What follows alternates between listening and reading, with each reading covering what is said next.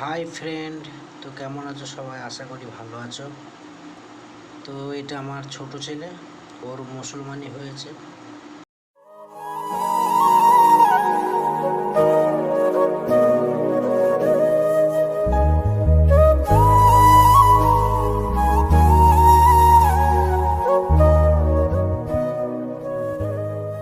তো প্লিজ বন্ধুরা, আমার ছেলেটার জন্য একটু দোয়া করো তোমরা, যাতে ও তাড়াতাড়ি ভালো হয়ে যায়।